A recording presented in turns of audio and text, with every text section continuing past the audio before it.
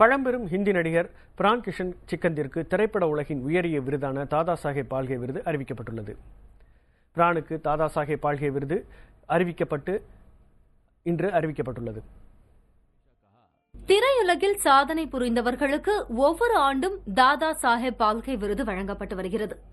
திரையுலகில் மிக உயரிய விருதாக கருதப்படும் இந்த விருதிற்கு பழம்பெரும் ஹிந்தி நடிகர் பிரான் கிருஷன் சிகந்த் தேர்வு செய்யப்பட்டுள்ளார்.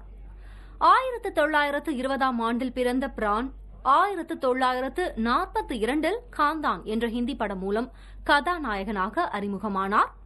முதல் படத்திலேயே ரொமான்டிக் ஹீரோ என்று பெயரெடுத்த அவர் அடுத்தடுத்து யாம்லா, கஜான்ஜி, கேசே கஹோம், காமோஷ் நிகாஹேன் போன்ற வெற்றி படங்களில் நடித்து ரசிகர்கள் மனதில் இடம் பிடித்தார்.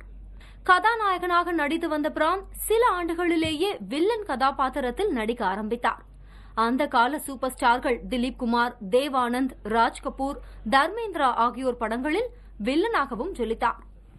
1980களில் சூப்பர் ஸ்டாராக விளங்கிய அமிதாப் பச்சன் நடித்த பல படங்களிலும் வில்லனாக நடித்து புகழ் பெற்றார் பிரான். அதே சமயம் அவ்வப்போது குணச்சித்திர வேடங்களிலும் நடித்து ரசிகர்களின் மனம் கவர்ந்த நடிகராகவும் வலம் வந்தார். 1990களில் வயது முதிர்வு காரணமாக திரைப்படங்களில் நடிப்பதை தவிர்த்து வந்த பிரான் அவ்வப்போது சிறப்பு தோற்றத்தில் மட்டும் தோன்றி நடித்து வந்தார். தற்போது 93 வயதான பிரான் இதுவரை 350 திரைப்படங்களில் நடித்துள்ளார்.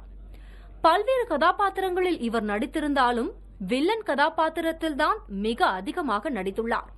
தொடர்ந்து வில்லன் கதாபாத்திரத்தில் நடித்ததால் பிரான் சஹாப் என்று திரைத்துறையினரால் அழைக்கப்பட்டார். பிலிம்பேர் உள்பட விருதுகளை பெற்றுள்ள பிரானுக்கு கடந்த 2001ஆம் ஆண்டு பத்மபூஷன் விருது வழங்கப்பட்டது.